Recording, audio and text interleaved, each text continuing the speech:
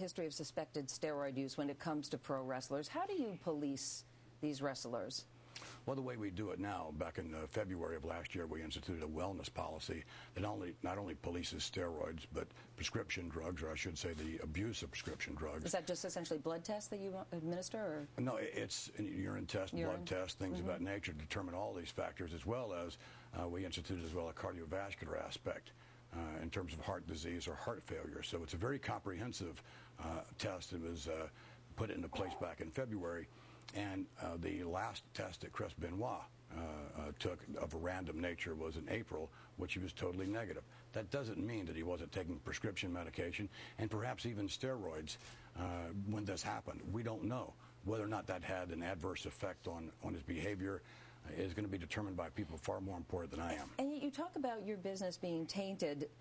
At the same time, it seems like early death is almost an occupational hazard when it comes to pro wrestling. 60 wrestlers under the age of 65 have died since 1985, some because of steroid use or suspected steroid use. You have wrestlers being interviewed who talk about being addicted to painkillers and alcohol. You make tons of money off these people. What is your responsibility to them, and not just to them, but to their families? It's not just Chris Benoit who's dead.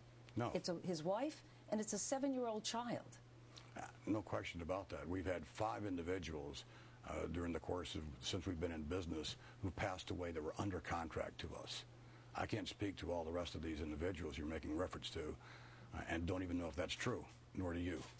But aside from that, we've had 5 under our watch. It's disingenuous to say that you don't believe that there is suspected steroid use within the wrestling community. No, I didn't. Did you hear me say that, Meredith? Well, what are you saying then, sir? I didn't say that. I'm not sure I understand what you're saying. What I'm saying is that of these individuals and this number you're throwing out, I can only speak to 5 individuals who have passed away who were under contract to us.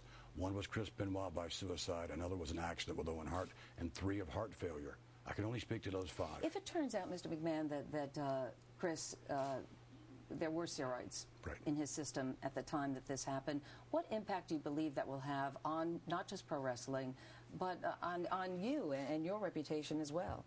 Well, again, I can only speak to our wellness program and how effective that is. And if you could interview our performers, and athletes, they would certainly tell you how effective the program really is. So I think all we can do is do the very best we can as anyone else and establish this wellness program, which we have, that hopefully will ensure as best as possible the health and physical and mental well-being of our performers. But will it change at all your policing of these performers, if it's determined that indeed there were steroids in his system?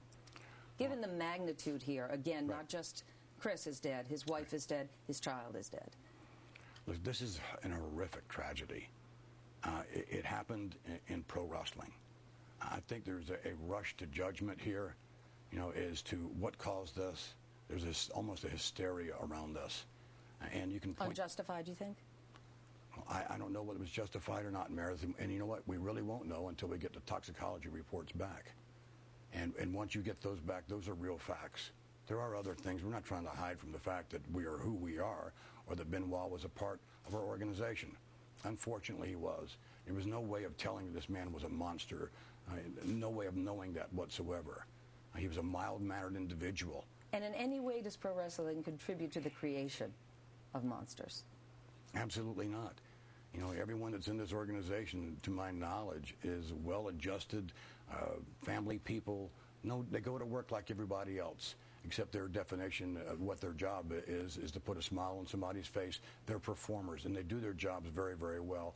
And it's important that our organization continue to do that for the whole world of our fans, is to move on for this as best we possibly can, notwithstanding a devastating tragedy we all are feeling, and to try and get back to work and try and do our jobs. Mr. McMahon, we greatly appreciate you being with us this morning. I appreciate the opportunity. Thank you, Meredith. So much. Okay. And now on a much, I'm sorry, now it's 7:19, and here's David.